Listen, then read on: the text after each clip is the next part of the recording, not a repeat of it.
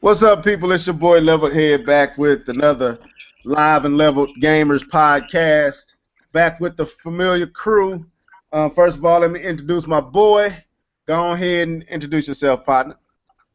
It's Mr. L Live 08.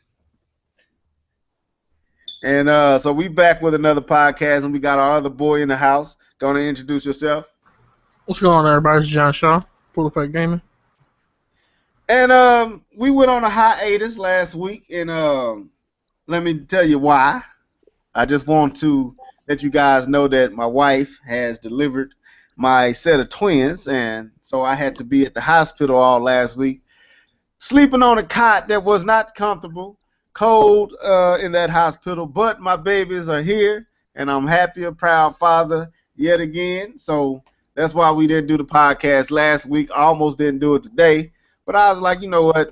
Since I ain't doing as many videos as I normally do on my channel, let me at least jump on here and talk it up with my boys. So we back for another podcast, man. How y'all been? Man, been making it. Pretty good. So anyway, man, it's been a lot going on in gaming. I mean, John, your favorite game is out, so let's just jump right into it. What you been gaming on, partner? So before this week, I was going gaming on the Splatoon, a little bit of the Black Ops beta on the PS4 and the Xbox One, and then now, of course, you got the game I've been waiting for, the true next gen game. Finally, in 2015, we finally got the true next gen game of Metal Gear Solid, the Phantom Pain.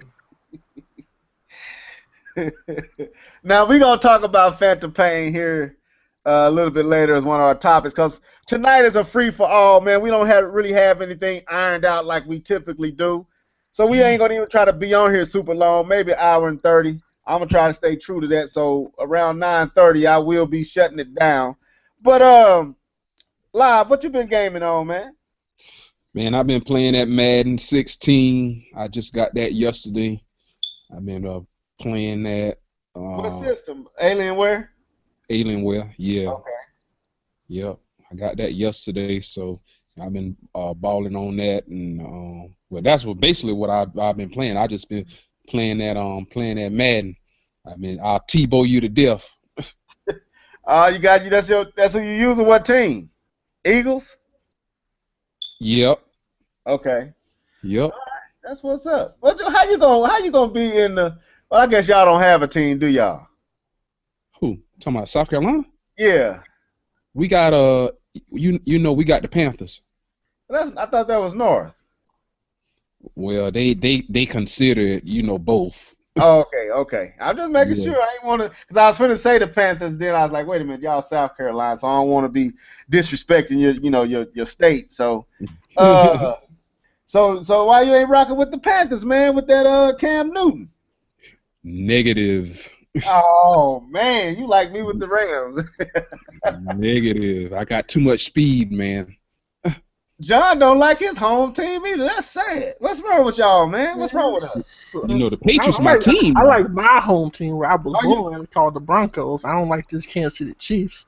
That's what I mean. You in Kansas City don't like the team you in. The city you in, man. It's the Broncos all day. Yeah, that's my team, Broncos. I've been rocking. I used to hate Peyton Manning too. I couldn't stand Peyton.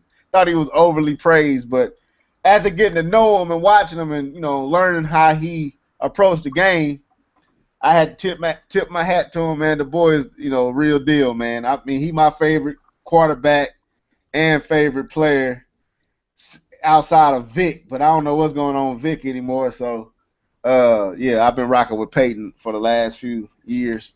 So let's get it in, man. Well, let me let y'all know what I've been playing. Well, last week I played Twins on that real life system, and but I got a chance to jump on my Xbox One. I haven't gotten a chance to. I ain't played Splatoon in a while. Well, I haven't played Splatoon since the last podcast when we Terminator Juice, John Shaw, and Red Knight, and a whole bunch of cats was on there playing. But I downloaded that Forza 6 demo. I saw it on a video while I was at the hospital. I saw some cats playing it via demo, so I jumped on and downloaded it, and I enjoyed what I mean, I'm not a racing sim type of person. I'd rather play Need for Speed or something like that, or Mario Kart, something like that, or F-Zero. I'm into that. You know what I'm saying? I drive every day. I don't need to pretend to drive in the game. But it's nice, man. I mean, the controls is good. It doesn't really play like a true blue racing sim. It's kind of a cross between of a Need for Speed or what's that other game? I can't think of it right now. But it's the same guys that took over took over making Need for Speed for a while. But it played like that, and you know what I'm talking about, John? Alive, the other Burnout. Burnout. Yeah, it got like a sim with a kind of twist on that arcade style racer. It's in between. To me, I can't call it a true sim. Forza, I don't think it's a true sim. It's like a good marriage of the two. I don't know if y'all agree with that or not. Well, yeah, actually, because they kind of went that way with the last Forza that came out. Not the complete Forza, but the Horizon. Excuse me. They kind of went that way with that a little bit. Yeah, it don't feel like because when you drive in a real racing sim, you got to brake for real. You know what I'm saying? Like, you ain't gonna hit them corners doing no 120 miles an hour. You ain't finna hit no turn and actually make that turn. So, you can't do this in this particular Forza either.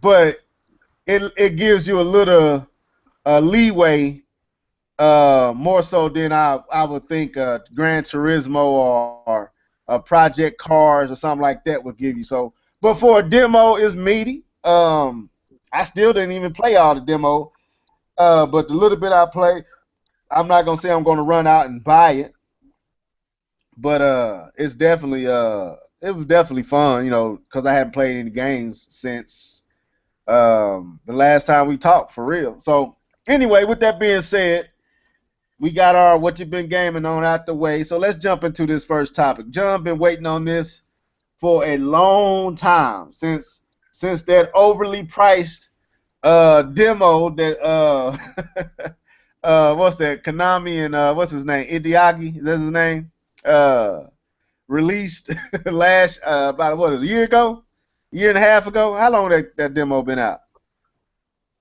It's been about about maybe a year.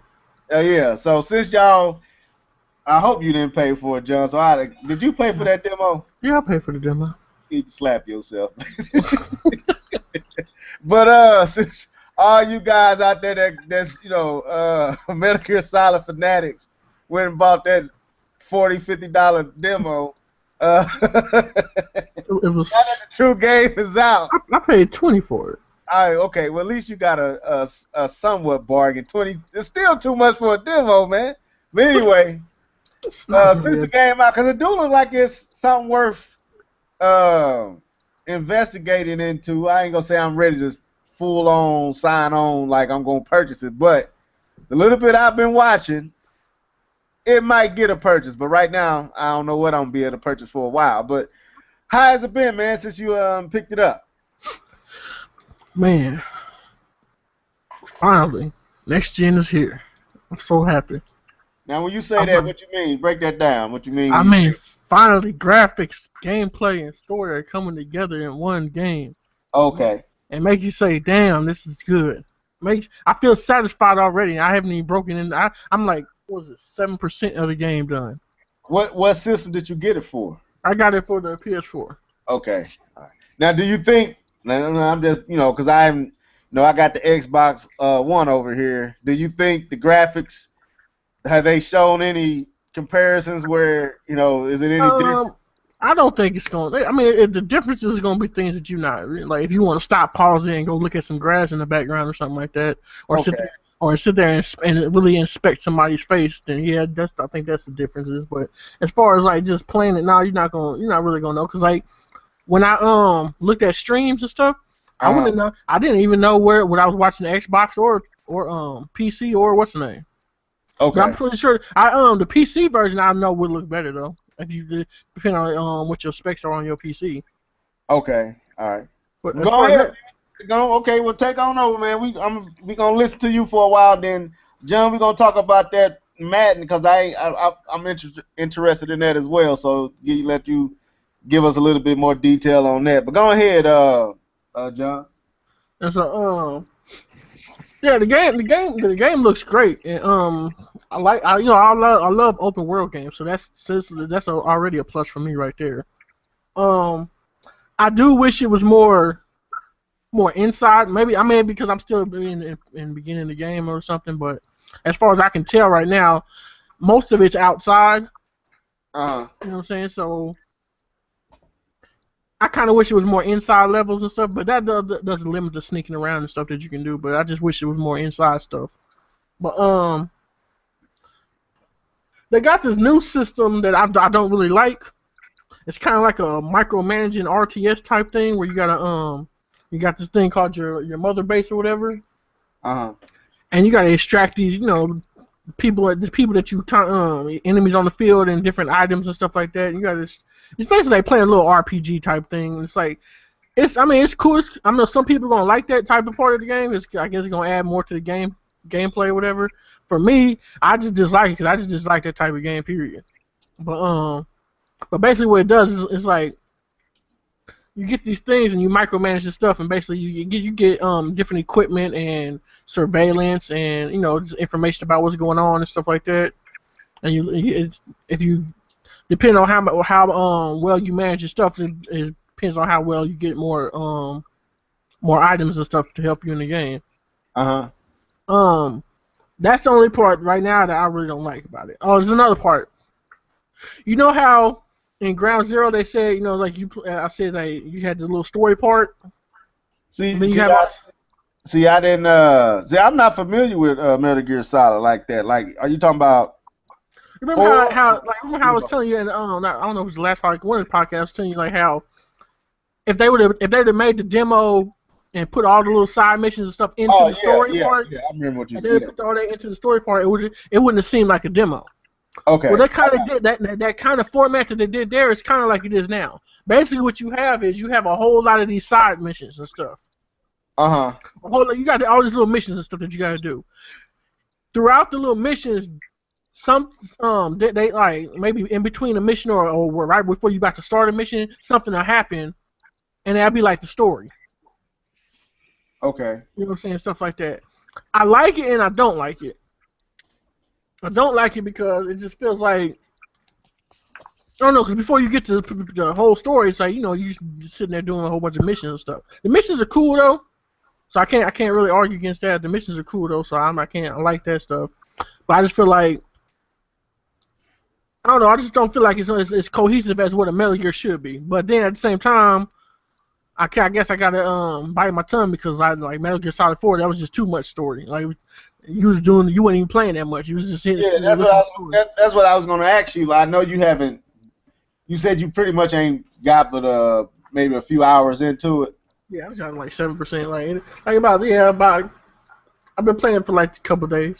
Okay, has the cutscenes been as egregious as the one on PS3? Nope, not even at all. It's like not even close. Okay, like, I heard an kind of make you wish you want more. Okay, because I heard you had like 45-minute cutscenes in the other one. Like, oh yeah, you get like a 15-minute cutscene, then it'll stop and load. You sit there and had to wait for like 10 minutes for the game to load up and stuff like that. Man. And then after you load up, then it'll play another cutscene. See, that's what made me stop playing Lego City, man. The load times was crazy on the Wii U. I mean, I know that ain't a different game, but when you talk about load times, that game, sometimes it take almost 10 minutes. You've been fell asleep waiting on the next part to load up. So I never finished it. But this one's like it's a whole lot more gameplay than cutscene and stuff like that. Like I just now I play like I want to say like 10 or 15 missions, and I just now got the little girl, the little quiet sniper girl. The one that's heavily exposed. The half naked one. I Oh, just captured. I just got her. okay. And then now right before we started this podcast, I just got to the first Metal Gear. Okay. Let me say this. Live, if you got some questions you want to ask him, if you want to pick his brain on the game, go ahead, man. Jump in anytime you want to. Oh, I ain't too much of a big Metal Gear Solid fan. Oh, okay. All right. Well, I haven't played it, but I might try this one out. I might do that. Go ahead, John. So then they got this little different got these little buddy things which is basically like the animals or whatever. So you got your horse and stuff like that. You ride your horse. You can hide on either side of it. It helps you get through some of the checkpoints without being seen and stuff like that. Also, it just made your most basically your main transportation. Then I just unlocked the dog. So now I got a dog, and I'm loving the dog. I'm loving the dog. Now, what does a dog do that makes you love it? Because they so when you're going in the mission, right, and you're sneaking around, he'll sit there and tell you where the enemies are. He'll sit there and start scouting out basically he's like a scout. And so he'll sit there and he'll scout out all the enemies, and when he barks and scouts out on the enemies, he puts it on your map, and also it marks them. So basically, you know where the enemies are and stuff like that. Enemies, little plants and stuff that you gotta cultivate or whatever, and stuff like that. So excuse me. So that's that. So he does that. Also, let's say if I'm about to get spotted or something, right? Mm-hmm. I can tell him to go attack him and keep him busy. I think when I do some more stuff back at my mother base, I can add some more things to what he can do. Cause I know on my horse I added armor on my horse after I did some stuff, whatever. Okay. So I added some armor on my horse. Now with him, I think I can do some other stuff on that. But right now, he'll just keep him busy. So he'll sit there and go bite him or whatever for a second, and basically he'll keep the attention off of you. And so while he's sitting there biting him, you can take out your gun, do whatever you're gonna do to him. You know what I'm saying? And while he won't be able to alert the other people. Okay. So, let me ask you this then, so the gameplay pretty much is on, right? Yeah, the gameplay is tight. I love it. You can approach each mission how you want to approach it. If you want to go balls to the wall, then you can do that.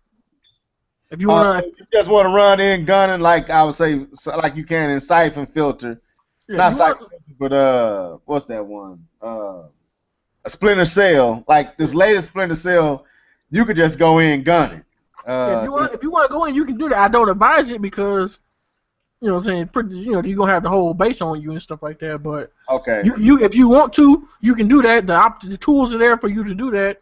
And the different options are there for you to do that. Or you can go in stealthily and kill people stealthily like that. Or you can go in and there's options where you can go in and you don't have to kill nobody. Okay. Now did you play that last Splinter Cell? Yeah. Blacklist, I think that's what it was. Yeah. Gameplay wise, does it feel like that or is it different? See, this has been a long controversial thing. They're the same, but they're different. Okay. Explain. I mean, cause I like how Splinter Cell controls. It feels like when the last time I played Metal Gear Solid, it didn't feel like that. Like Splinter Cell reminds me of like a game like Win Back and Gears of War, but then you got some elements of stealth and jumping into the ceiling and all that. But the main game is hiding behind corridors and walls and boxes and shooting over the shoulder and stuff like that. And a few combats, takeouts and things like that. But when I played Metal Gear Solid, the last one I played was on, I think, the PlayStation 2. And the way it controlled was a lot different than I was used to. So, is it like that, or has it changed or evolved since? It's evolved, but it's kind of still the same. It's like it's hard to explain because they're both sneaking, but it's different levels of sneaking. Okay. And it's like not one is not better than the other. It's just in the certain circumstances. one is just I don't know. It's like it's hard to explain, but because I actually love Splinter Cell too. I like the way stuff that Splinter Cell does. But Yeah, it's like to me, Splinter Cell is straightforward. Like it's not trying to be a game. It's a game. It's a video game with stealth and action and shooting and all the stuff that those type of. But Metal Gear Solid, sometimes it's like it's not trying to be a game, and it plays like it's not trying to be a game. Like you supposed to take this serious. Like it's different, and it controls like that. So I don't like I said, I haven't played anything in the more modern era of Metal Gear Solid. Like I never played the one on the PlayStation 3. I never played Snake Eater or so I'm really does out the loop. So I don't know if I'm being fair. does the demo still cost, or is it free for everybody? I don't know. I haven't. When I'm trying to go find Ground Zero on see if you can get that, or whenever you get live or something, Xbox Live. See if you can get that and try that. Okay.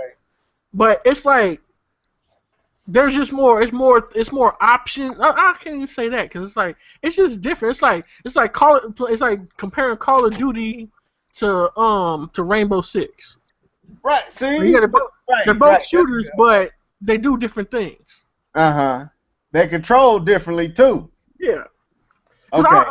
At the same time, I'm gonna say like Splinter Cell is more realistic, but at the same time, I'm gonna say Metal Gear is more realistic. But then they both had their little silly aspects to it too. See, I would have thought Metal Gear was the more realistic. Metal Gear has some silly stuff too, because hiding in the damn box, so they ain't no. No. Okay, yeah. Okay. Outside, what I'm saying is when I made the statement, like Splinter Cell is very much trying to be a video game. Like when you turn it on, you feel like a superhero in that. You feel like a superhero. Yeah, when you play Metal Gear Solid, it's a little bit more serious. It's like you know what I'm saying? It's like you bad, but you ain't. You know that at any given second you could be taken out. You don't feel that in Splinter Cell as much. Like the adversity of the enemies and what you fighting against is way more on a whole nother level in Metal Gear Solid than Splinter Cell. So, and then the controls kind of accommodate the type of engagement the game is requiring of you. So that's why it's like sometimes it could be a little overwhelming, a little daunting to jump into a Metal Gear Solid versus just picking up Splinter Cell and shooting somebody, and getting the bullseye or what they call a headshot and all that. It's different and it's a more approachable, in my opinion. Splinter Cell is way more easier to approach than Metal Gear Solid. Is that fair? I mean, I can see. I can see it. See, then yeah. See, I don't know. It's like. Because I have my difficulties with Splinter Cell, just like I have my difficulties with Metal Gear. Okay. And it's like, I don't know. It's hard to compare the two, but they're the same, but they're not the same. Right. Like I understand what you're saying though, but also I think it's like more the fact that you get more tools and options in Splinter Cell than you do in Metal Gear. Wow. See, I would have thought it was the other way, but like I said, I ain't never played it. I mean, Lob, let me ask you something, man, because I know you like. Did you like Splinter Cell? I didn't play it. The last Splinter Cell I played was on the Xbox. The OG. Yeah. See, I never played it on. See, and that's why I don't feel like I'm being fair. That's why I don't. Feel like it's like even with that though, you got like, see, Snake he has his stun gun. Then he has regular guns. All the rest of stuff is regular guns, and you have silencers but stuff like your like on this game. You have a certain amount of shots that you can use the silencer with before they wear out. Okay. So you have to pick your shots and stuff like that, and pick where you'll choose what you're gonna do. Whereas your silencer on Splinter Cell, it doesn't go out. It's endless. It's limitless. So your silencer stays on no matter what happens. Okay. Splinter Cell, you got like all these little different. You got all these little different, like you got the snake cam, you got the sticky cams, the sticky bombs. You get all these different tools and stuff like that. Now I have to say that this version of Metal Gear, and I think the what's the other one with the first big boss? Peace Walker, whatever. Those are more limited too. But now the last Metal Gear, they had more options too, because you had the little ground you had the little camera thing that you could roll around and stuff like that. Okay. So I'm gonna have to give it a try, cause I like Splinter Cell, but like Live said that I didn't start playing Splinter Cell until the 360. Like I never played it on the original Xbox. The one I played was the one where he they had supposedly went rogue. What was that one? His group was trying to kill him. That's the 360 one. Yeah, that's the 360. That's the one, and I like that one. I like that one a lot.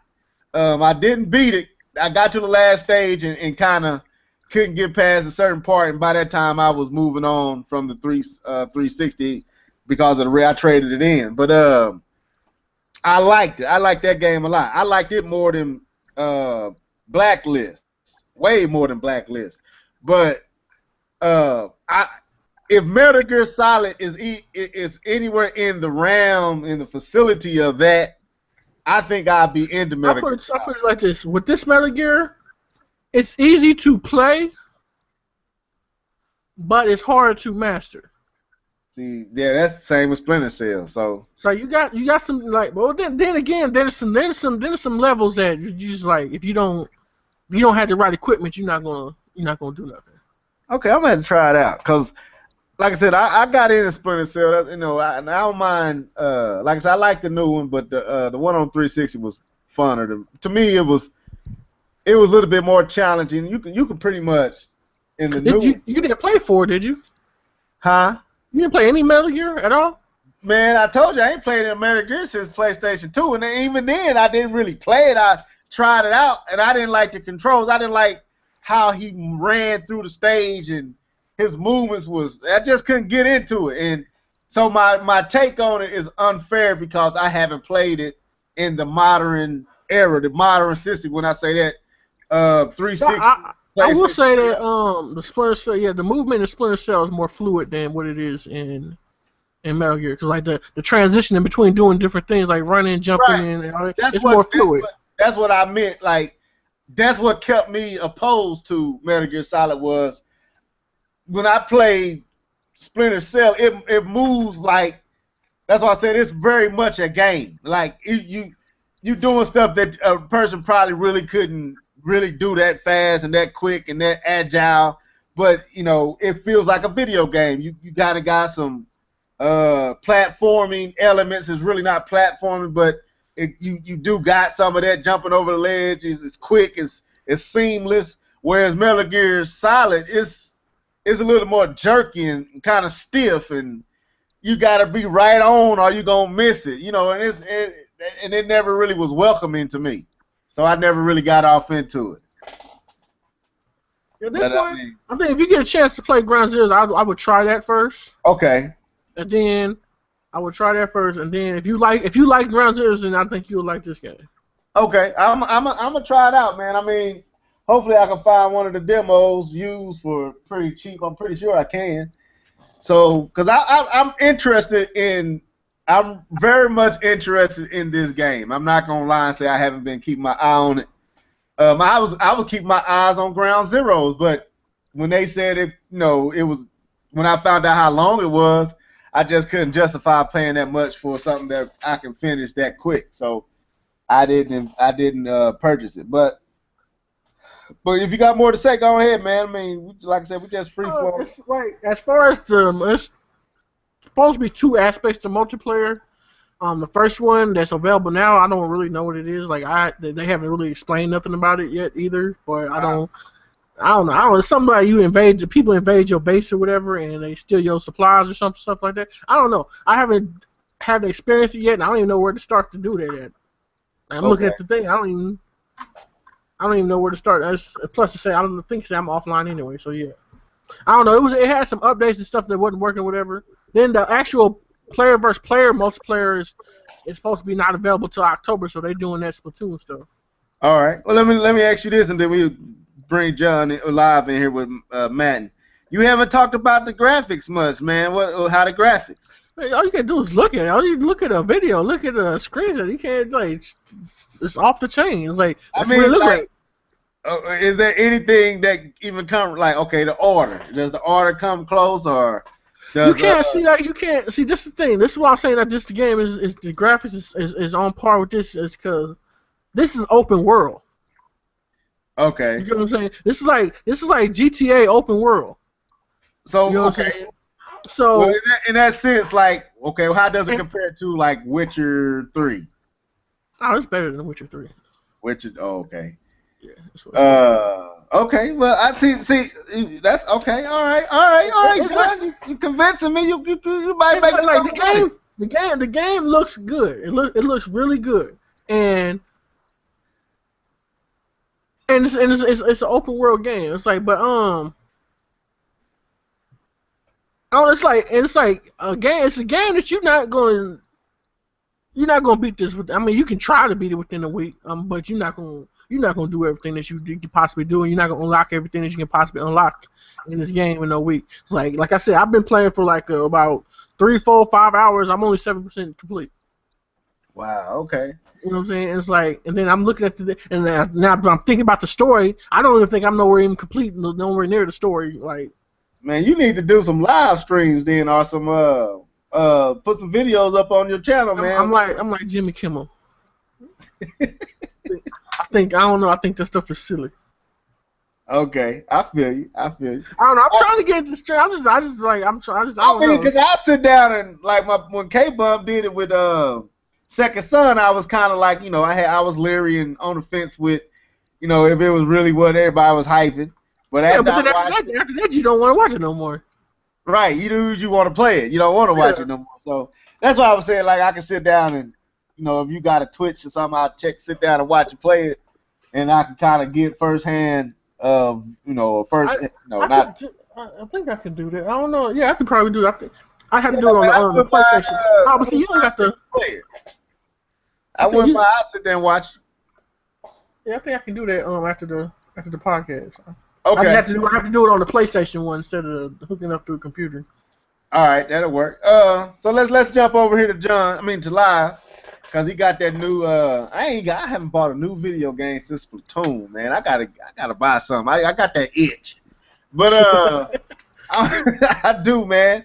I almost went out and bought that. I had to talk my wife into agreeing on it, but I almost went out and bought that Gears of War remastered just to say I bought something, but I couldn't. I didn't. I was like, well, I'll wait. I got some games I got in mind. I'm waiting until they come out. So it'll probably be Mario. I have to say, out of all the remasters that I've seen, that actually looks the best. Yeah, it do look good, man. So don't talk about it because I'll mess around and go buy it. But anyway, Lyle, let's talk about this Madden, man. What's going on with it? Is it worth the purchase? Okay, here's the rundown on the Madden. What I played, so far. Like I said, I got it yesterday. Okay, so the graphics on this year Madden, to me, is a step up from last year, and the presentation on it's a step up from last year. It seemed like it's more of a NFL feel with this game. Say, like if you got your quarterback, you can have your different throws with the buttons. You can lob it, you can zing it down the field. You got your different aspects, like when you controlling your wide receiver, you can actually go up, and have contact with the DBs and catch the ball, this time. So, I can tell, they did a little bit of improvement, especially like when you run in between the tackles, and stuff like that. You actually have the lineman actually, grabbing at you. I could tell, the linemen's be actually grabbing at you, and sometimes they will grab you and sling you down. So just depending on the animations have improved. over Yes, last year's. Okay. yes, Okay. yes. They have improved a whole lot. Let me A ask you whole. this. Now, I don't know if you observed it or noticed any difference or not. I know the last Madden I played was, I think, what was me and K-Bone was on? I think it was either 2011, 2012, one of those years we was on. No, 2010, 2012, because we skipped 11. Like when your wide receivers running their routes, or when the running back is running, is the animation like one of the things about the wide receivers, like they wouldn't run a route like say for instance they was doing a curl, and instead of doing like what you were doing real movement when you run it, you kind of run into it. They were running like a real elongated uh curl or oval, or they route would be elongated instead of a natural pivot. Has that changed, or is it still floaty like it used to be? You know what I'm talking Uh, uh, I would, I would say, for me, it seemed like this year, it seemed like it's more realistic. about? Okay, You all right. know, Go ahead, yeah. explain. Go into detail with it. Like I said, it seemed like it's more realistic. Like I said, with the lineman, grabbing, at the line, and pull you down. You actually, have, instead of spot blocking, they actually block somebody. Like when you like when you running, like when you running the ball, you can feel it in the controls. I don't know if you ever, I know felt that something. before. I Yeah, feel. but you can feel it. You can feel it. You can feel it in the control soon enough when when you hit that juke. You done Got it. broke somebody's ankles. Yeah, I got you. Yeah, especially on that, and they got that they got a thing that's called the dramatic cam, and like if you got like one on one, with a player, that camera, it'll zoom in with that one on one, then that heartbeat, boom boom boom boom, you'll Oh hear, man. and that man he'll juke, you'll juke him out, and you could just hear the crowd, yeah, just erupt, and you get that touchdown, and they showing your stats, right there on the field, and they doing the little celebration, and stuff like that. It's tight this year. It's tight. I got to say it's tight this year. Okay.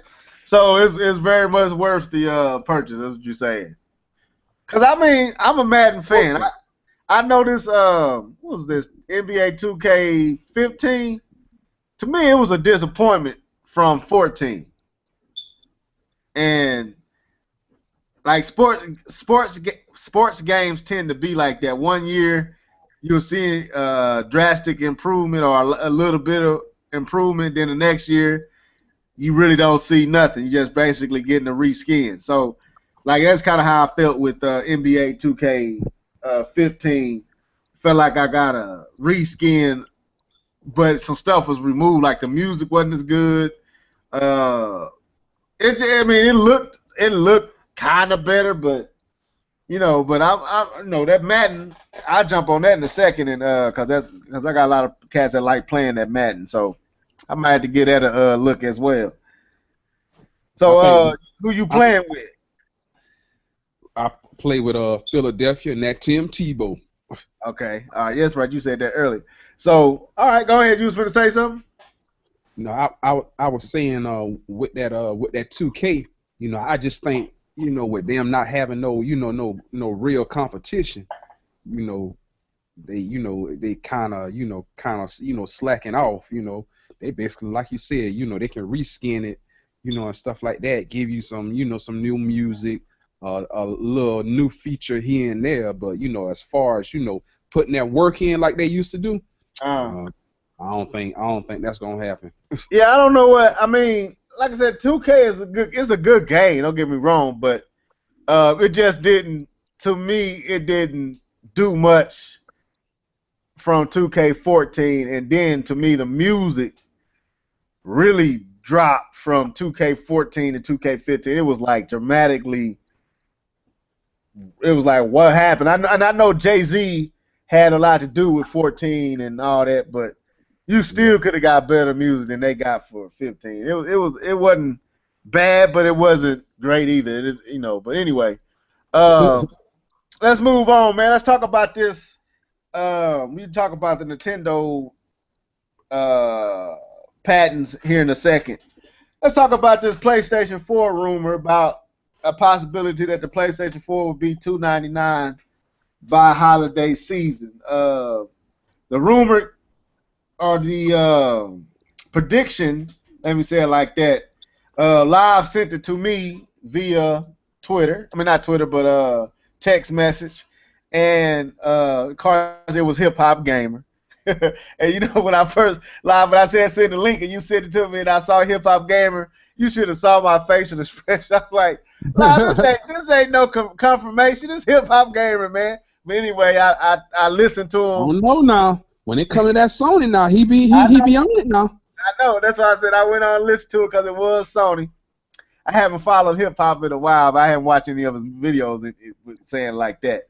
But so I watched the video, and he's basically saying that he has strong sources. The same one who he got another prediction that it was right on the money. So he said he got some reason to believe, no reason to doubt this person with this information, saying that the PlayStation 4 will indeed receive a price drop to $299, and you will get, if you get it during holiday seasons, you get PlayStation Network or PSN free for a year. And I think he even said it might be a game in there as well. So since me and Live was talking just a second ago, John, you jump on this one. Let me ask you: do you see this as reliable or believable, or do you see, or can you shoot holes through this prediction set / guarantee rumor? How much is the PlayStation 4 right now? $399, so that's $100 drop. Yeah, they ain't about to do no $100 drop. Okay, gonna give your reason why you saying you highly doubt. I just like, unless they just feel like what they made enough money or something like that. I just don't see why, and especially with it selling like it's selling, like it's supposedly selling. I don't understand why you would do that. What would be the need to drop it $100? And put PlayStation in. Yeah. It's like you just say F your profits. I'm gonna say because I'm with you, but I'm gonna let you say what you guys say, and I wait, and then I come at the live. Go ahead. Okay, that's like $100. So you trying to say now? PlayStation 4 is $300 now, right? Okay, and then you're gonna get a free PSN, so that's another $50 you don't gotta spend, and then you throwing the game in there too. That's what did he say that live? I think he said a game and PSN. Either maybe scratch the game. Maybe it ain't a game. I want to say he said a game, but let's just say a game. Okay, let's just scratch the game. But he did say the network for a year. So basically, PSN for free and $100 price cut on the system.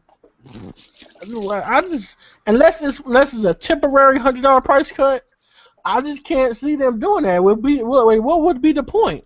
Unless they really think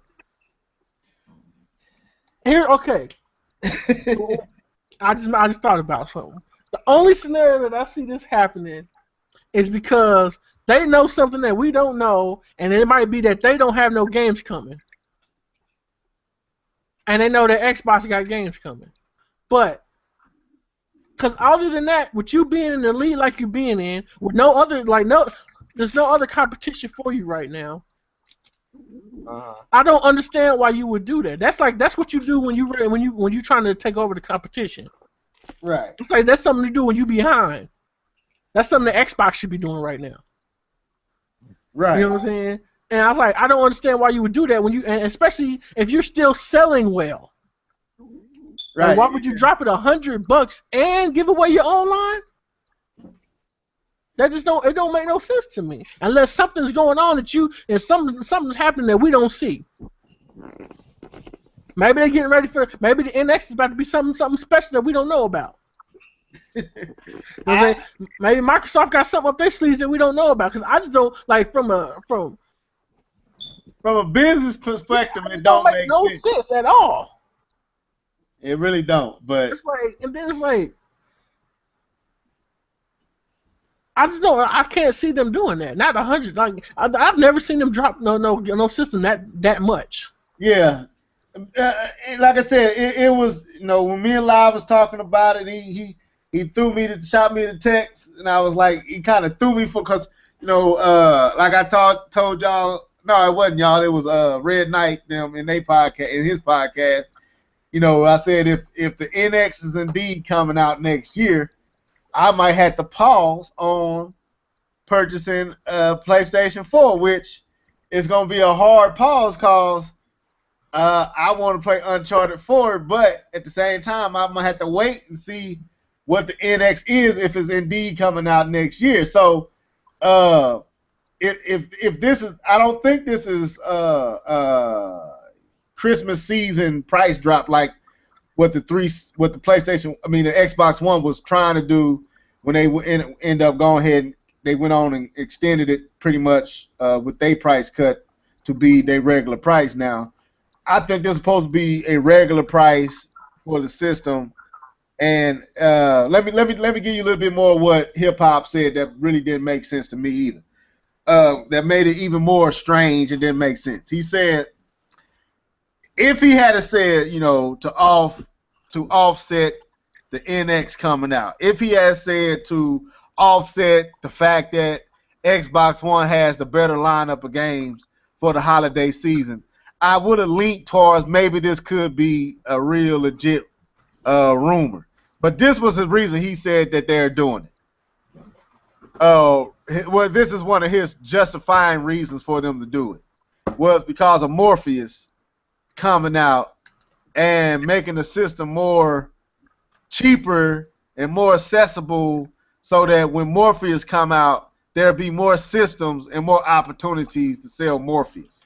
And I thought that was the most reaching reason. No, I didn't think about that, but I have to clap my hands because that's actually it sounds stupid. It did to me, but it sounds stupid to me.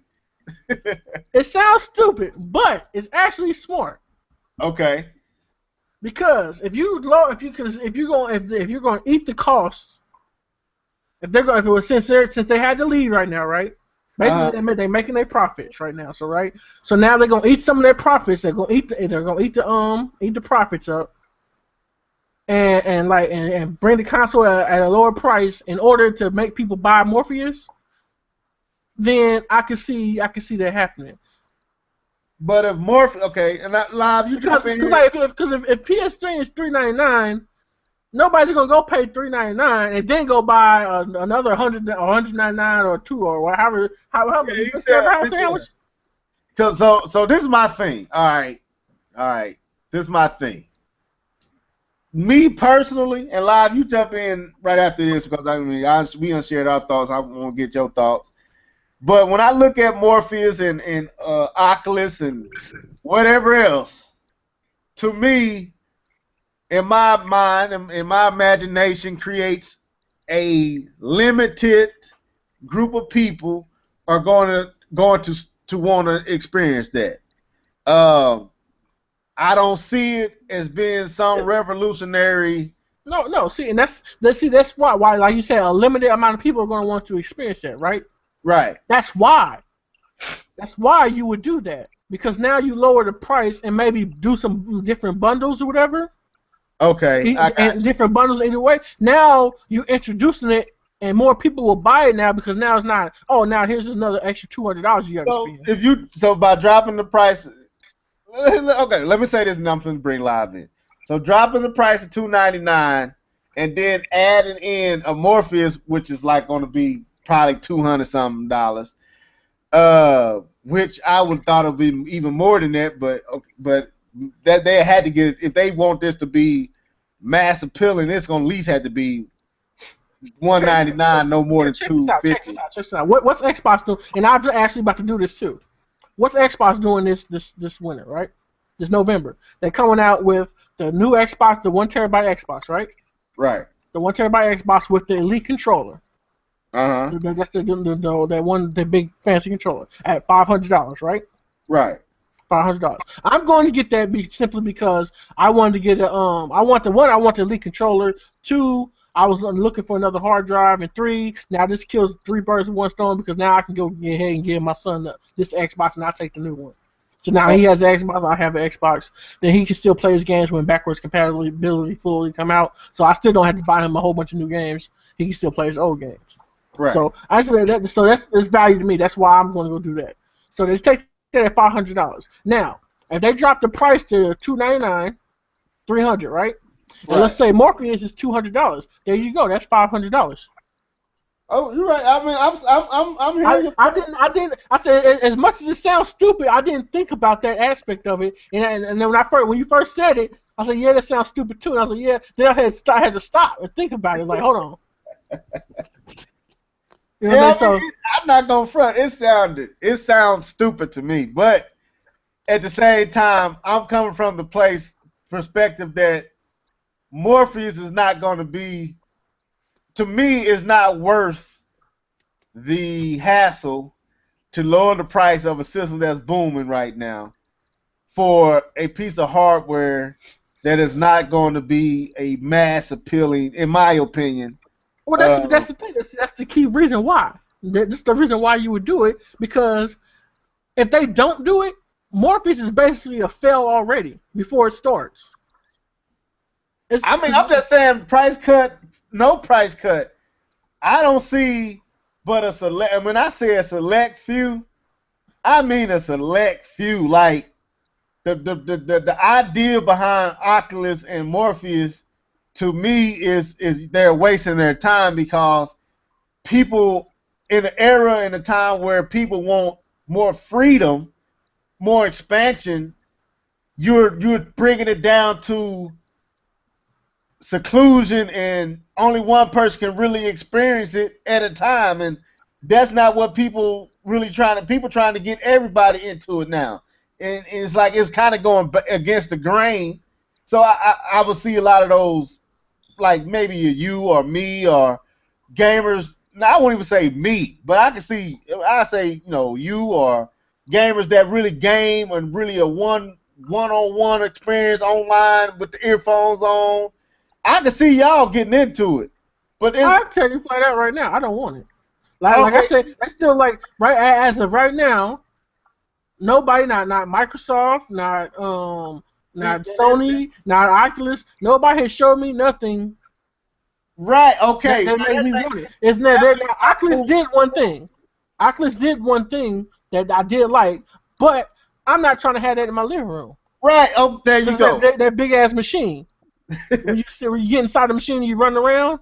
Right. You got the Oculus Rift on and you run around. It's basically like one of them virtual machines that you've seen at the not the arcade, but the amusement parks. Yeah. You know what I'm saying? But I'm not trying to have that big old machine in my room. That's my point. You prove so here live jump in here, man, because I don't want you went quiet on me. So what you think, man? I'm listening. I'm listening to y'all. I mean, we want your point, man. We want Mr. L Live information and knowledge, man. What you think? When you sent me the video, do you believe, like with all that's going on with the PlayStation 4 and the success, like and John keeps saying something to make me want to ask a question, but after you get your thoughts, I'm gonna ask John I know what he alluded to, but I want him to go ahead and bring it out. But do you see this as possible, or share your thoughts, man? Okay, what I see when they have the PlayStation Experience in December, what I see is I see them lowering the price down to $349, throwing in that $50 PSN for a year, you automatically gonna get 12 games for free. With that, you gotta think about that too now. I didn't think about that. That's You're really gonna right. you're gonna get 12 games for free. So each month you're gonna get a game for free, and they're throwing in the PSN. I don't think they're gonna lower it to $2.99, but I think they're gonna lower it to $3.49 to make it competitive. With the Xbox. So now when you go to the retails, for the holiday season, now it won't be hard to make a decision and say, well, hey, I I'd rather get the Xbox. It's $3.49. But wait a minute, the PS4 is $3.49. Oh man, and if you want to spend $50 more, I'm pretty sure I know they're gonna come with a 1 terabyte, PlayStation 4. I already know that already. They're gonna make the announcement, there for that. So, it's basically like, okay, Microsoft, you charging $500 for 1 terabyte with the Elite control, and then Sony is probably gonna do it for $400. So they still they something ain't right. Something ain't right about Microsoft and their pricing. I wouldn't have came out with that Elite bundle. I wouldn't have did that. But that's another story for another day. But like I said, and then with them pushing that Oculus, I think that makes if they do it to $2.99, if they do it to you talking about Morpheus? Yeah, the Morpheus. Yeah, Okay, if they do the if they do the Morpheus, and they make an announcement at the Sony Experience, you're gonna have to show me why I'm going to spend $150 to $200 on that piece of hardware. Right. You're gonna have to show me, because right now and at that Sony Experience, you're gonna have to show me what games you're gonna have coming for 2016. We know you ain't got enough for 2015, but 2016, you're gonna have to show me what games you got coming and why I should spend, $349 or $400 on the PS4 this holiday season. And then another 200 for the more, because you make and bring up a good point. If Sony having trouble, and John, you can jump in on this, and I'm gonna ask you my question too. But let's tackle something Live brought up that's intriguing to me. If Sony having trouble making games in general, right, for just the PlayStation 4, how many games are they gonna have ready to go for Morpheus to make the purchase of the thing justifiable? I would say probably about 5 or 6, man. Is that just? That's what I mean. Is it justified? Okay, let me set it up like this. You can look at the Kinect, but I go to the Wii remote. If the Wii, even the GameCube, the gamepad. Like, one of the problems with the Nintendo was the fact that they ain't have enough games taking advantage of the gamepad. Justified, a lot of folks were saying it's not, the price of the gamepad wasn't justified because Nintendo didn't make enough games that utilized it.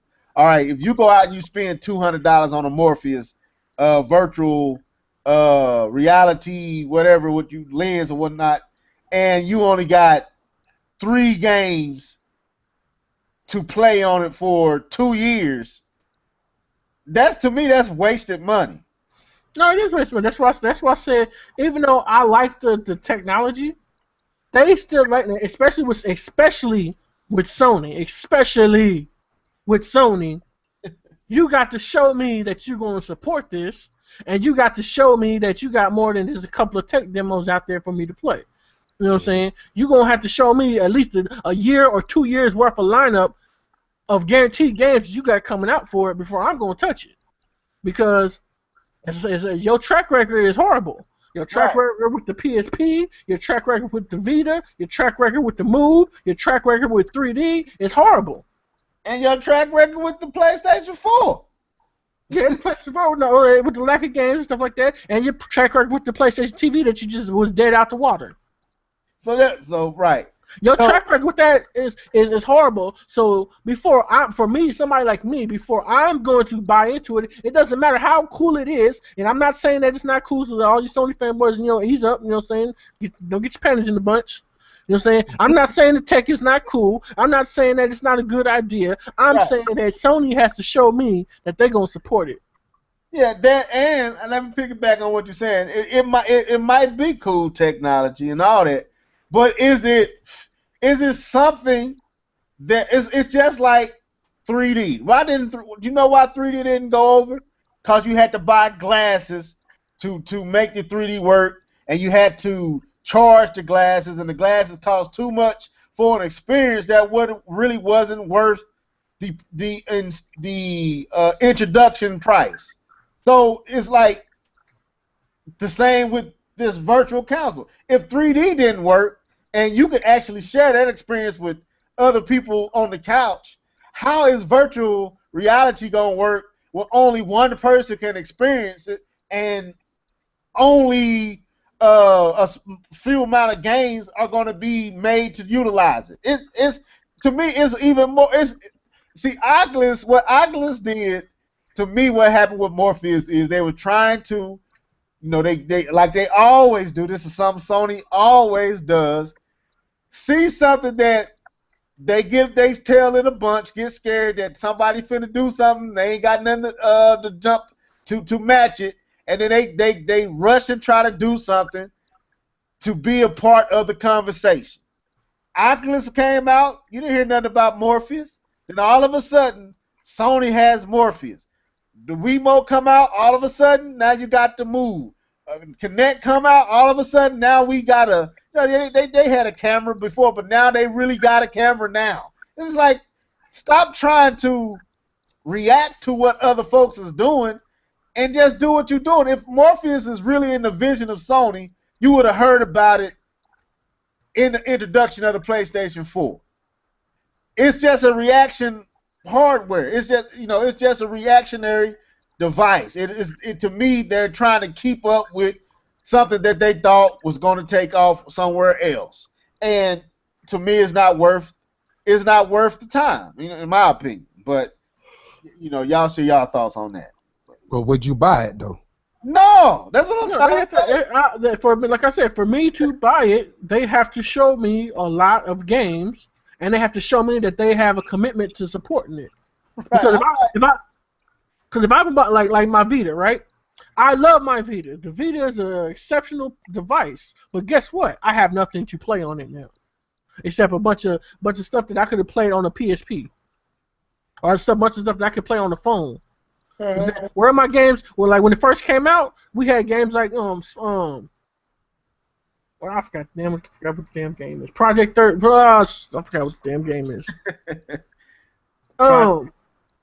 It was the one made by SOCOM. There's people made by SOCOM.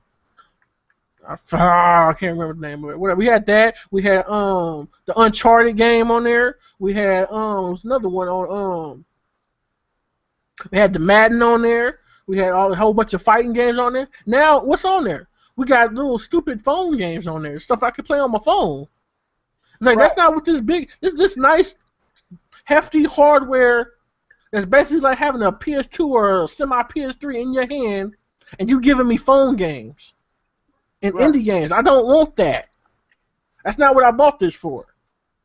You know what I'm saying? Then you come out and say you're dead. You like you're going you stop supporting it. What do you mean you stop supporting it?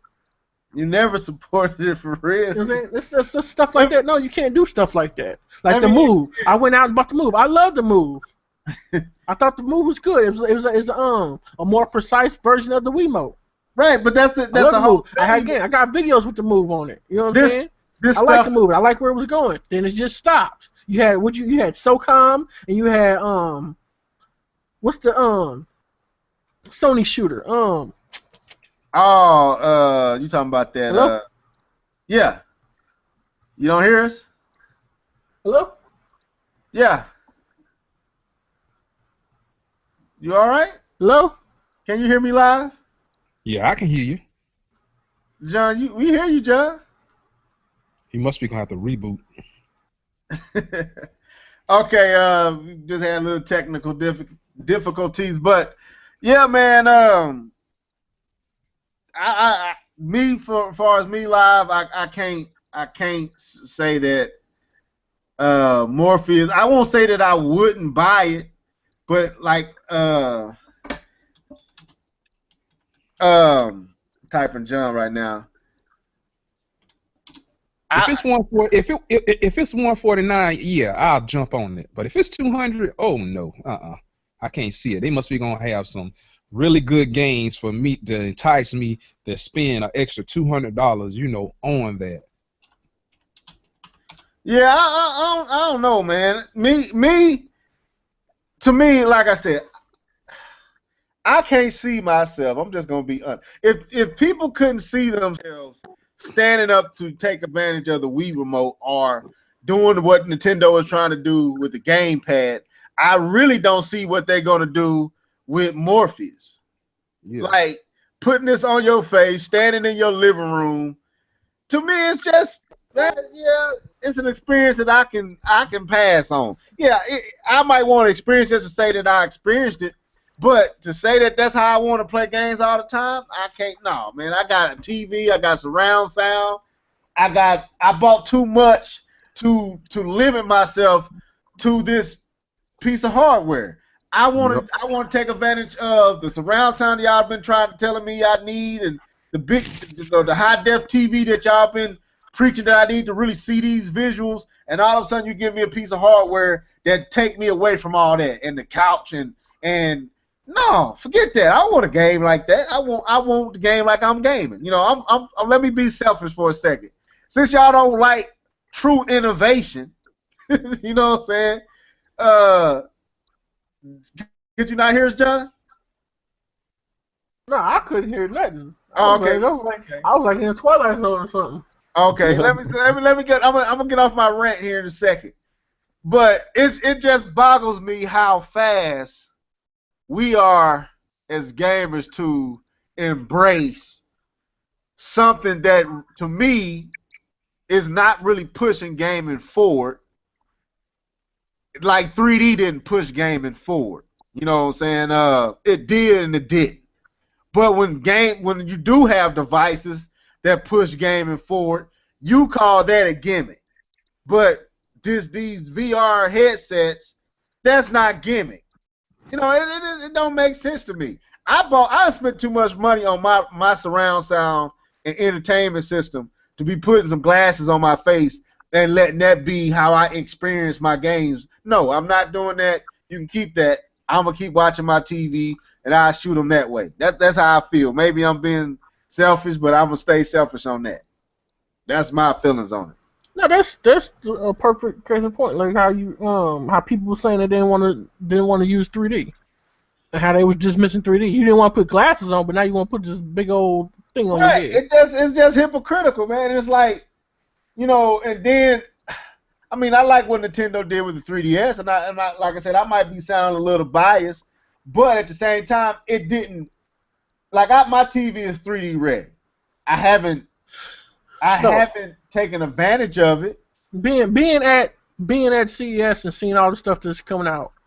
If they came out with a TV like the 3DS, would you be into 3D then? Yeah, I would be into it. And so they're coming out with one like that. Right. That's to me what Nintendo did with the 3DS is what you call innovative. You get the experience without needing anything but that the screen. That's like if my TV. Or they can do with them glasses where you don't have to charge them, like the ones you see at the theater. You know what I'm saying? They got progressive, then they got passive. That's what my 3D TV is. You got passive. Then yours is passive, right? I never know what the difference between all this stuff. Yeah, one is progressive. Oh yeah, because the Sony TV I got is one I got to charge those up. Yeah, those progressive, I think, and then my Vizio TV is one that's just got regular glasses. Right. If they do it like that, or go even farther like Nintendo did with the 3DS and make it to where all you need is your eyes and the system, or they give me a TV like that, I'm all in. But if I gotta put shutter glasses on, uh, we out. Now I can watch. I can rock the ones that the theater give you and see. I can rock it like that. But if I gotta wear some heavy glasses that I gotta charge, I'm out. You know what I'm saying? If with Morpheus, I'm not. I'm out. If you can't make my TV do it, I'm out. Forget it. I'm not putting nothing over my eyes where I can't see who around me. No, forget that. I'm claustrophobic anyway. You know what I'm saying? So forget all that, man. I bought this TV. I got them Pioneer speakers. I got all this surround sound stuff for a reason. And Morpheus and Oculus and HoloLens, if we want to throw that in there as well, that's to me, that's the gimmick. That's gimmick. You know what I'm saying? Outside of visual, well, I mean, I ain't saying it don't add to games. Well, I've been seeing some things on YouTube. Like, I guess I don't know what it is. I think, because the phones got the little they've been doing with the phones or whatever. But yeah, they got some like augmented reality. That's what you're talking about. So I don't know. No, it's like 360 view with the videos and stuff. So like when you turn your head or whatever, you see different. I don't know. It's weird. I didn't get the experience yet because I don't have nothing to use it with. Okay. I mean, I'm not saying it doesn't have its place. I'm really isolating Morpheus and Oculus. They have to. What's the name? They have to show that they're willing to support this more than what they are, and they have to make it seem like it's like you gonna have to do a lot to make me not want my TV no more. Right. To not want to play my games on my TV or my monitor or whatever like that. You have to do a lot. Let me ask this, and I don't know if y'all can answer it. Now, is Morpheus with Microsoft or is Morpheus something that's what is Morpheus? Morpheus is Nintendo. I mean, not Nintendo. I don't want to say Nintendo. Morpheus is Sony. I mean, not Morpheus. Oculus. Is Oculus? Oculus is PC and Microsoft. Okay. And it's mainly no, it's not made by Microsoft. Microsoft has HoloLens, which is similar to that but more augmented reality.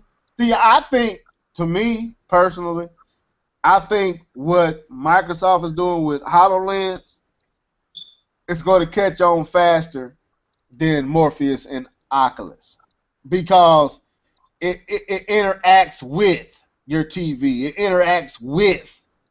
It doesn't take you away from the TV. It just adds to. If that makes sense. Like the gamepad. Oh, you got it. It's gonna distract you. No, it added to the TV experience. Morpheus is taking you. Oculus is taking you away. It's confining you. It's isolating you to a secluded gaming experience where if people are sitting in a room with you, they can't even experience what you experience. You got to tell them, "Oh man, this is cool." No, I want them to see it's cool. Forget all that, man. No, I'm done with this topic. Forget Morpheus. I don't believe that the PlayStation 4 is going to go to $299. I agree with Live. $350 at the most. There's no point in going $299 like John and Live said, and the system is selling better than everything, twice as fast as everything else. And you need the money. It's not like Sony is out of the water, folks. They still need money. This system is selling like crazy with no games on it. And you're going to drop the price to $299? Really? No, I don't agree with that. But what was you alluding to, John, when you said if it's something we don't know about? Like, are you saying that they lying about the sales or something like that? No, I'm saying it's like if it's something that like maybe they know something we don't know. Maybe they know what Microsoft has in the pipe. Maybe they know something about Nintendo that we don't know about. Because I just don't understand. Like you just with getting rid of Oculus. I mean, whatever the Morpheus. Get rid of all that.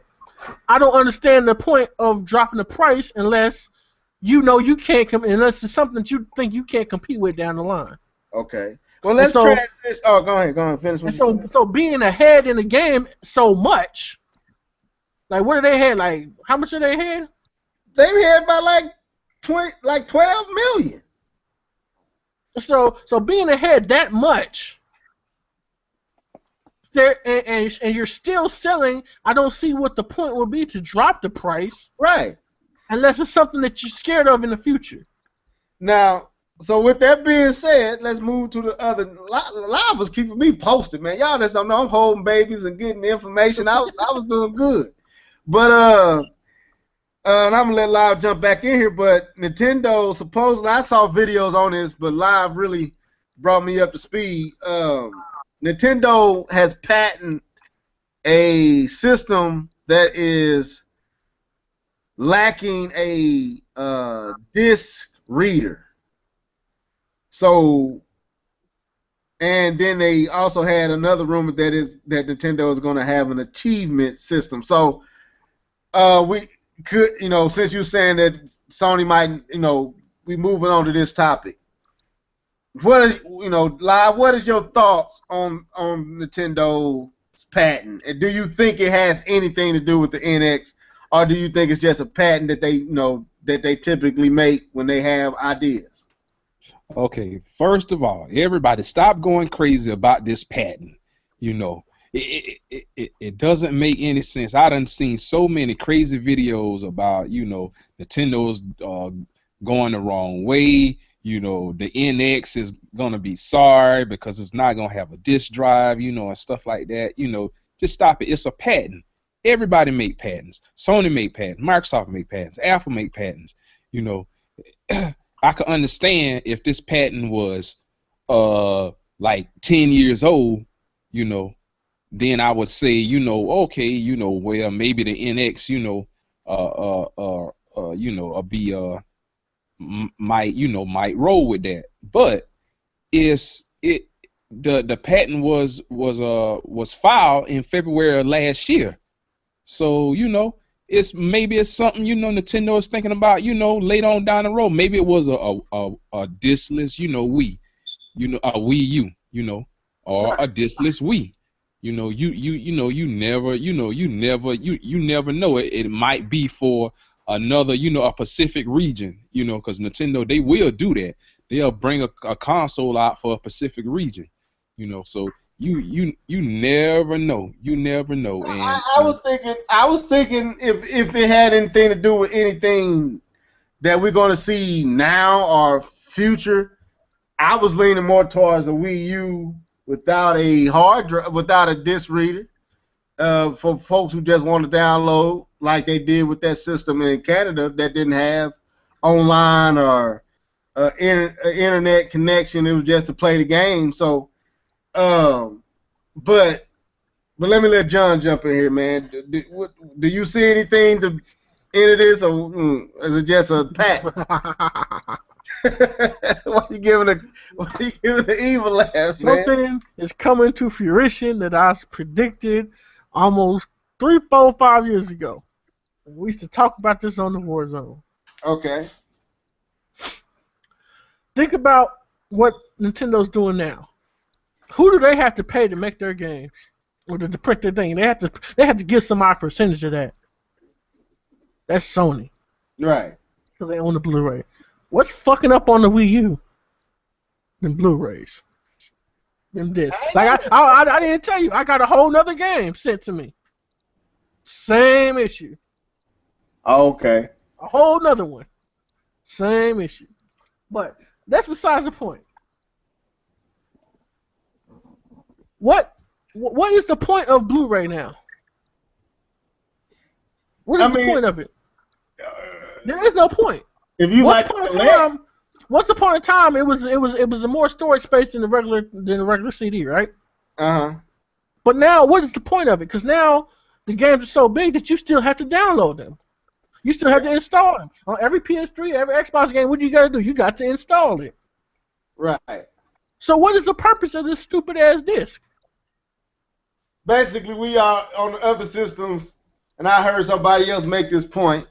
And, they all, because I heard this on Gamer Tag Radio podcast, but they had made the point that if Nintendo does indeed goes with digitally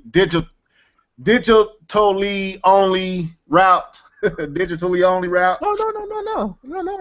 Okay, well, go ahead. Maybe I'm on. No. They're not going digital. You're still going to have your physical media. You think they're going cartridge? Yeah, they think about this. Okay, I'm listening Think about now. this. Those little memory cards hold more than anything that these little Blu-ray discs can hold. Not only that, they last longer. They don't mess up. They load faster. Okay. You know what I'm saying?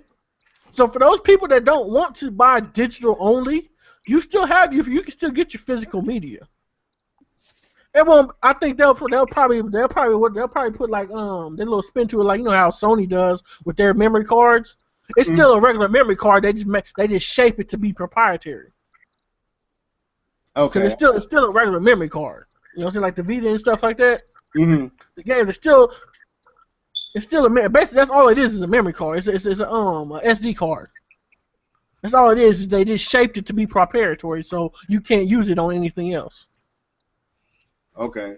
But so I think you'll have little games like little cartridges like the little Vita games and stuff, and your little what's the name? So okay. I mean, Because I think like if I don't know, can, but I guess I don't know. Go ahead. because like, the cost of that stuff is going way down. Now think about that. Now they don't have to pay Sony that money. They don't have to pay Sony that money to make those Blu-rays. They don't have to worry about no discs. You don't have to have no big ass hard drive to install stuff all the damn time. Or you don't take up space with installs. Okay. You know what I'm saying?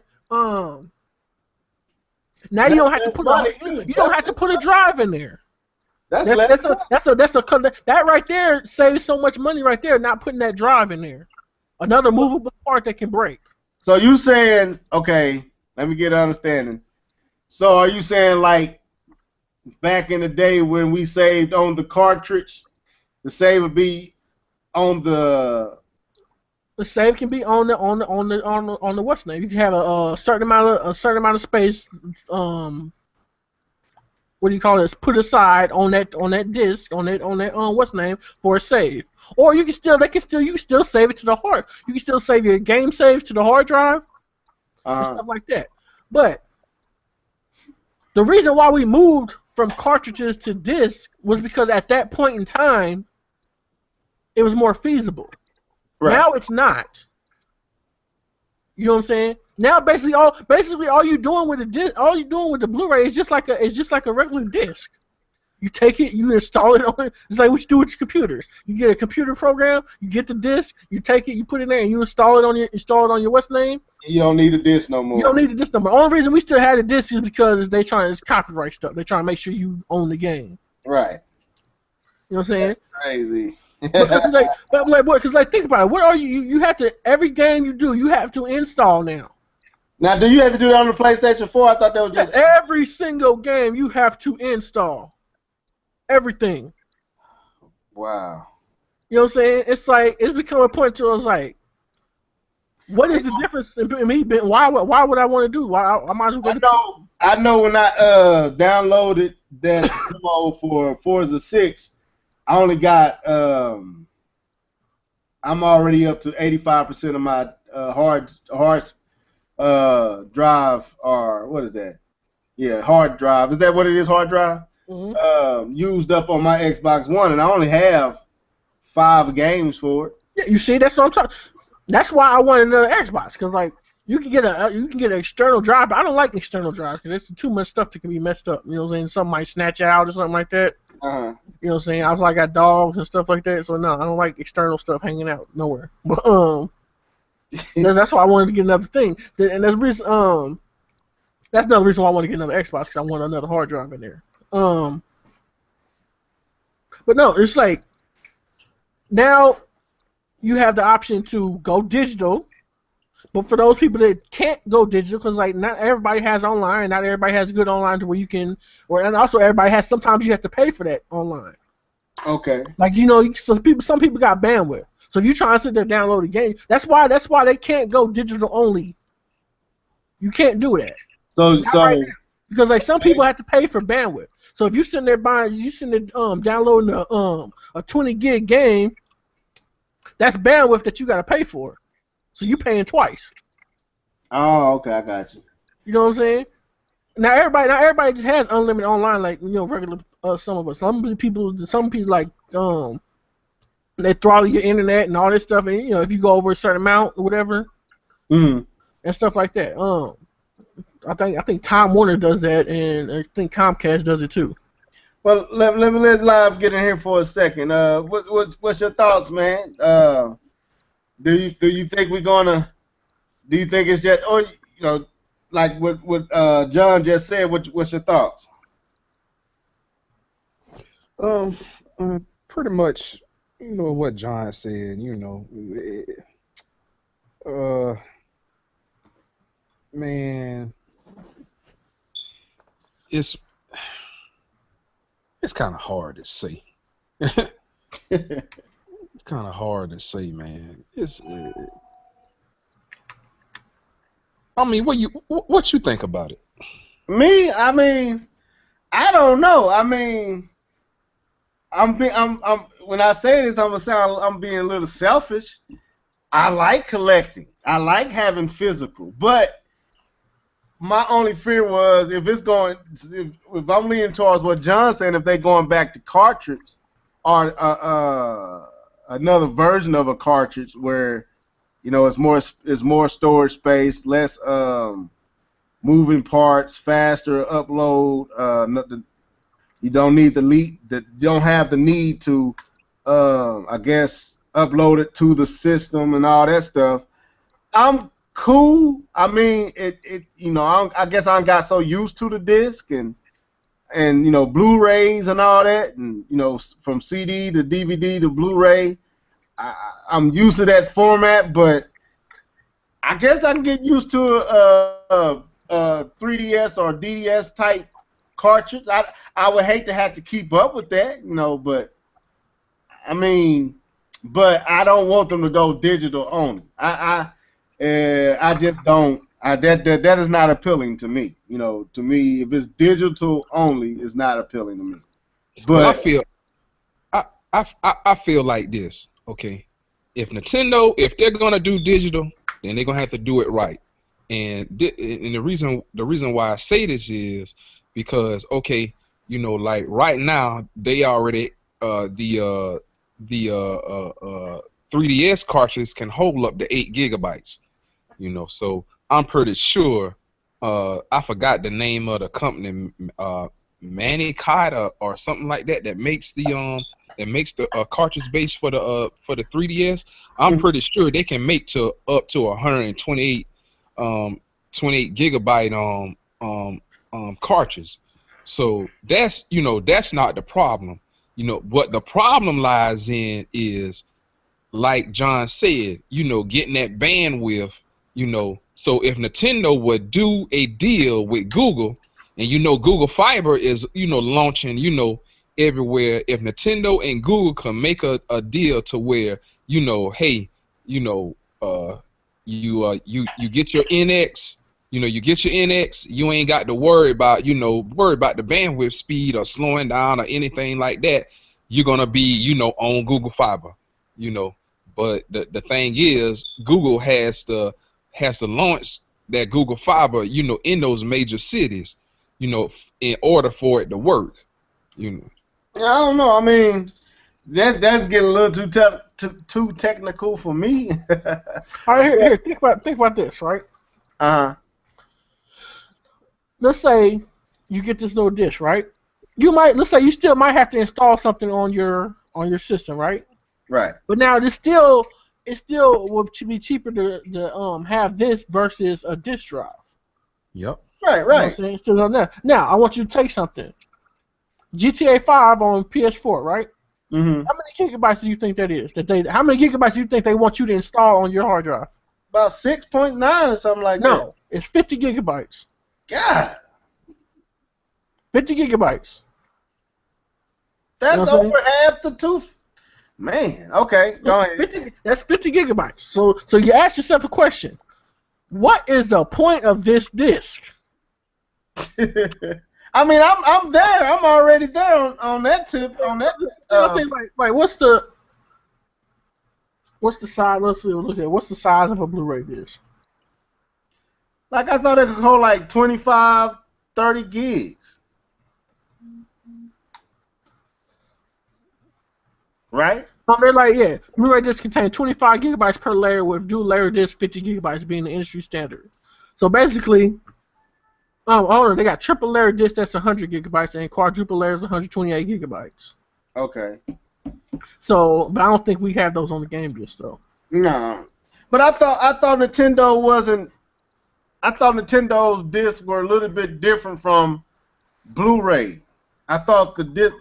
Maybe I'm confusing with something else, but I thought Nintendo's discs were not necessarily like because it doesn't have a Blu-ray reader in the Wii U.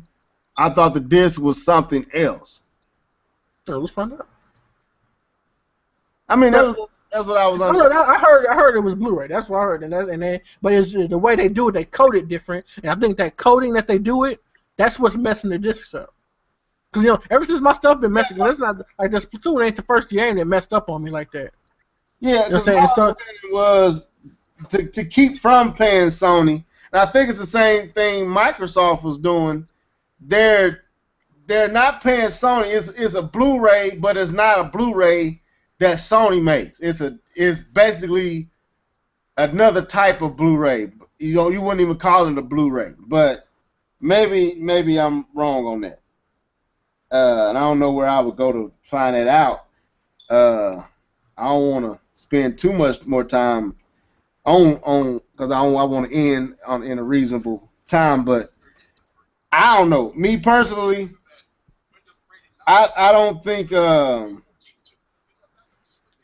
don't mind Nintendo going the route John's talking about. I just don't want, and even if they did go all digital, I would get it. Don't get me wrong, because I got, if I want to play my Zelda and my Metroid and my Mario and my Mario Kart and my Splatoon 2s and everything else, my Metroids and all that, I'm going to have to have a system. So I would get it, but I like looking at my shelf and seeing all my Blu-rays and all my my series and trilogies and I don't know what you would call Rocky because I got that one, but that's like 5 movies right there.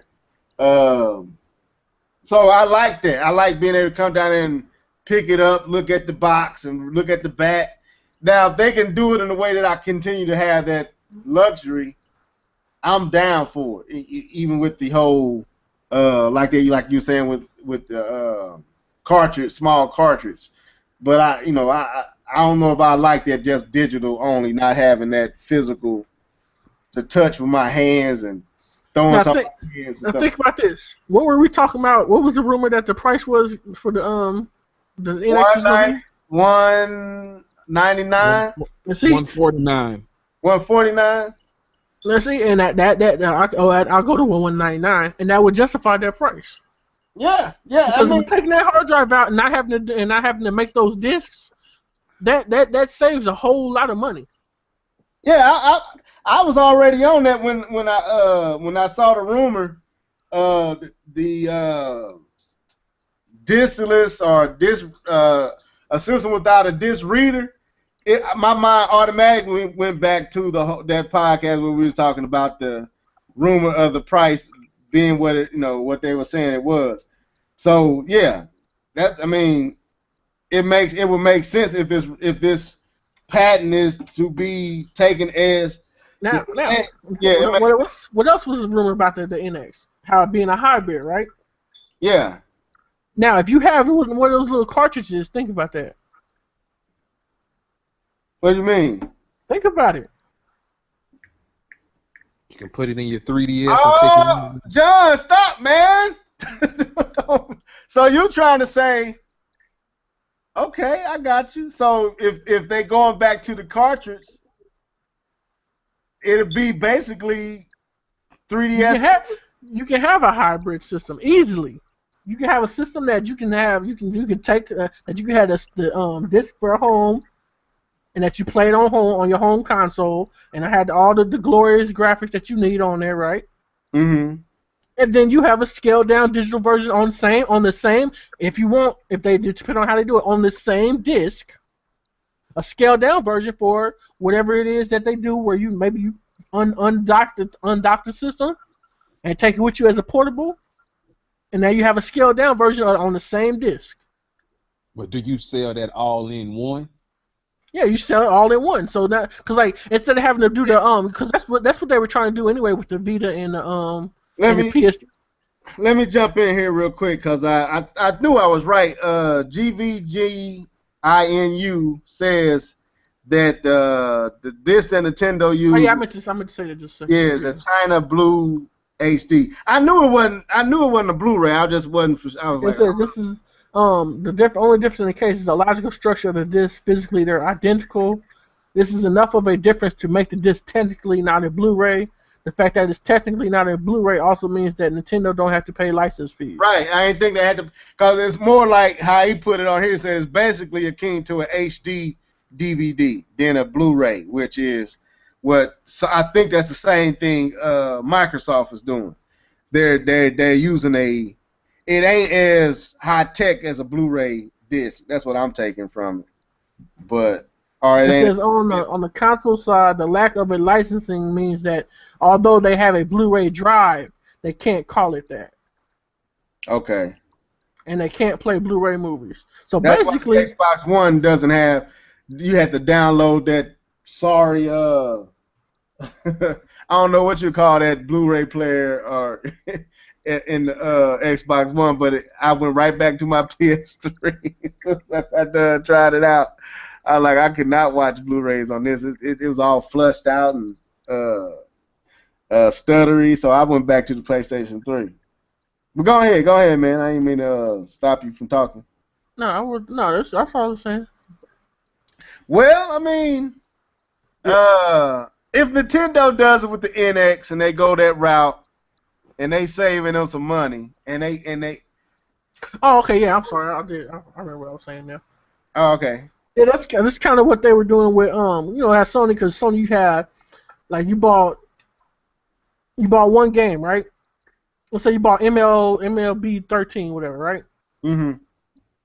Then you could no, not MLB, because they didn't do it with MLB 13. They did it with what is that game? Sly Fox, Sly Cooper, whatever. What is it? Sly, y'all know what I'm talking about. It's like Cooper. Yeah, Sly Cooper. They did with that, where you bought the PS4 game and you got the Vita game for free. And they did that with a few other games too, where they did cross buys. So if you bought the PlayStation 4 version, you got the Vita version for free. You know what I'm saying? Now this is Nintendo's. Nintendo does like this. This is their version of doing it, but except now you don't have to have you're not. See, Sony lost money doing it that way. Okay. Because now they bought it on the PS4, but now you have to give away this Vita disc for free. That the Vita disc costs you money still too, though. You know what I'm saying? So basically, the game got 2 games for $60. Okay. You know what I'm saying? But it costs you more money. Now this way, this doesn't cost them no money because it's all on the same disc. You know what I'm saying? It's the same concept, except it's instead of having to buy 2 different games. Instead of having to have 2 different physical games, they have it on one thing. Okay. I know it's interesting. I guess hopefully. I mean, you got me thinking like now that when you remove the disc out the way and you go back to what you do, like talking about Nintendo, they masters at that type of stuff because that's what they used to doing. You bring it all back in house. There's no telling what they can do. There's no telling what they're able to create. Like they might be able to put it all in one of those, and if you put it in the 3D, I don't know if you said this because I was listening to you and I was distracted at the same time. But like certain features cut off if that thing is in the 3DS or the new handheld versus being inside the new home system.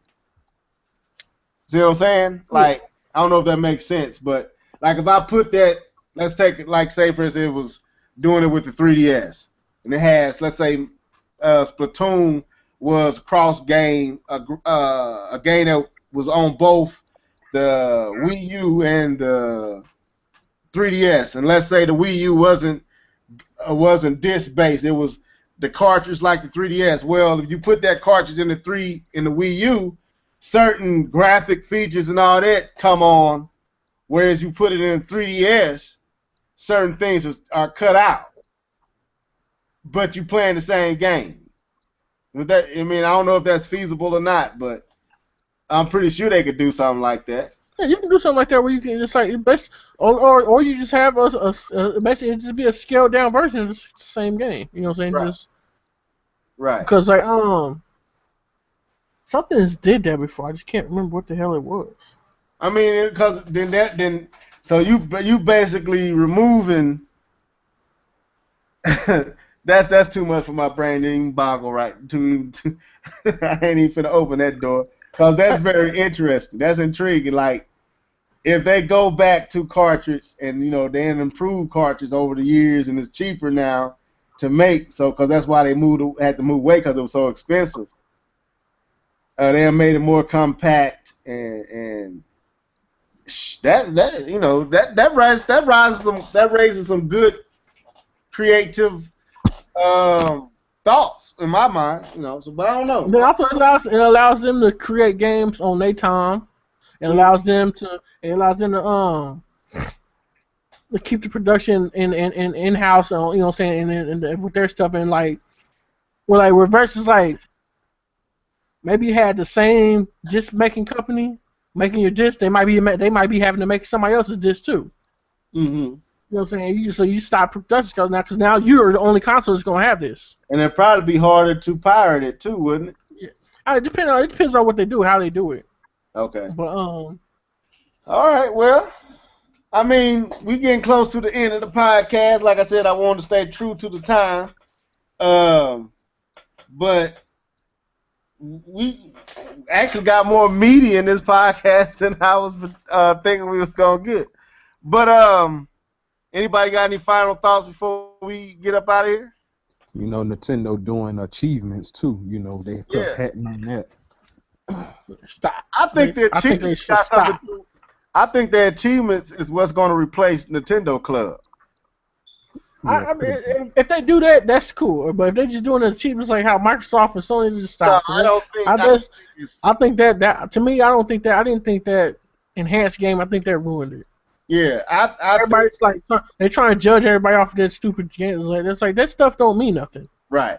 Yeah, I think their achievement system, whatever they're coming up with, is not going to be just a copy and paste of what Microsoft and Sony doing. I think when they close down the Nintendo Club Nintendo and everything, and basically it was an achievement system. If you bought so many games and this, you got rewarded this, that, and the third. I think their achievement system is going to be kind of combining, accomplishing things in games as well as buying games and registering your games, and it's just going to be Club Nintendo done better. If you get something for it, then I'm all down for that. But if you're not getting nothing for it, then it's stop. We don't care about no achievement. I'm tired of scavenger hunting and stuff. All the listeners, I know we got 14 viewers right now, but those who are going to listen later, next week we'll be opening back up the questions and everything if my babies ain't distracting me. And we're going to try to keep these podcasts within 2 hours because, shoot, for a minute there we was going 2 hours and 59 minutes, 3 hours and 15 minutes. I can't do that too much anymore. So I'm going to turn it over to John and let him have his final words, and I'm going to turn it over live, and he's going to have his final words, then we're going to get out of here. Go ahead, John. Peace. All right, live. Pretty much, I wanna say this. Nintendo put on Indie Nights at PAX. We'll have to talk about that next time. We should have talked. I didn't think about that. Yeah, Scott. I think Scott Moffat was the doing the presentation there, and they had like 19 games there. It was pretty good. That fast racing Neo is looking good. Yeah. So we'll start off with that next time, And we didn't even talk about PAX, but none of us really watched it, so it's hard to talk about something you didn't watch. And so we might pull something out next time for that. Hopefully, if there's no newer news that's more worthy of talking about. Glad that y'all tuned in. We had a pretty nice viewing count tonight for spontaneous. Well, it wasn't spontaneous, but y'all didn't know if we was doing it or not because I didn't post the invite until what 6 o'clock. So to get this many viewers with only a couple hours of notice was pretty cool. Thank y'all for tuning in. All you guys that's listening right now, leave your comments down in the comment section so me and John and Live can get it in with you guys in the comment section because you know John will set you straight. So, with that being said, man, we're about to sign out. Live, you got anything you want to say before we go? All right, John? You done? Time to get back on that Metal Gear. All right, so we finna let these folks go. All right, man, deuces. Till next time.